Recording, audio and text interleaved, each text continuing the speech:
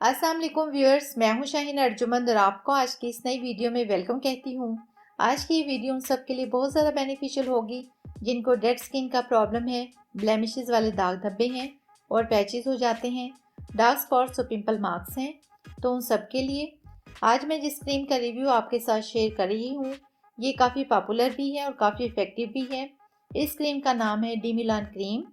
तो ये क्रीम एक मेडिकेटेड प्रोडक्ट है, तो इसीलिए आपको किसी मेडिकल स्टोर से ही मिलेगी या आप इसको ऑनलाइन भी बाय कर सकते हैं।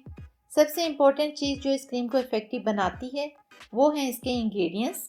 इसमें शामिल है ग्लाइकोलिक एसिड, आर्ब्यूटिन और kojic acid. Glycolic acid 10%, arbutin 5% और कोजिक एसिड 2% इसमें शामिल है। अब जो ग्लाइकोलिक एसिड है इसके क्या फ़ायदे हैं, ये आपकी जो डेड स्किन होती है, स्किन टैन हो, ब्लेमिशेस वाले जो दाग धब्बे और पैचेस हो जाते हैं उसको रिमूव करने के लिए माइल्ड पीलिंग करता है। इस तरह से डेड स्किन लेयर रिमूव होती है, क्लियर और फेयर स्किन एक्सपोज होती है। और अब जो कोजिक एसिड है ये हमारी जो स्किन डैमेज हो जाती है उसको प्रोटेक्ट करता है। और अब कोजिक एसिड ये हमारी जो स्किन डैमेज होती है उसको प्रोटेक्ट करता है।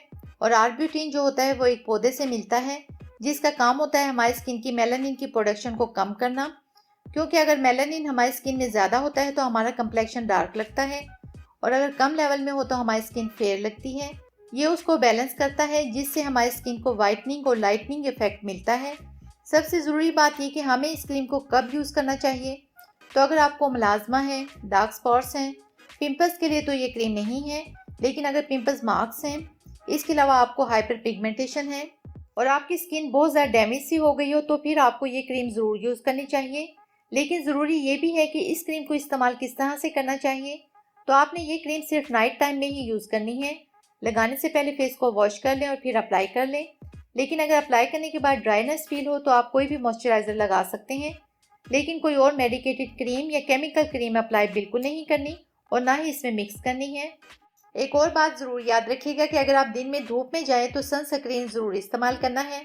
एटलीस्ट SPF 30 वाला सनस्क्रीन तो ज़रूर होना चाहिए। इसके साइड इफ़ेक्ट्स क्या हो सकते हैं, इससे स्किन पे ज़्यादा रेडनेस हो सकती है, ज़्यादा स्किन ड्राई हो सकती है, हल्की फुल्की जलन हो सकती है।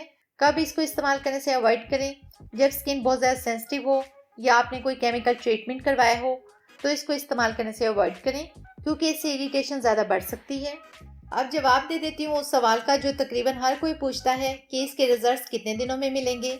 तो आपको इस क्रीम को 21 से 30 दिन तक लगाना पड़ेगा, लेकिन जो रिजल्ट्स हैं वो आपको 10 to 15 डेज में नज़र आना स्टार्ट हो जाएंगे।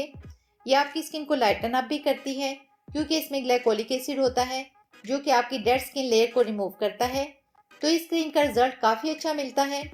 अब बात कर लेते हैं इसकी प्राइस की।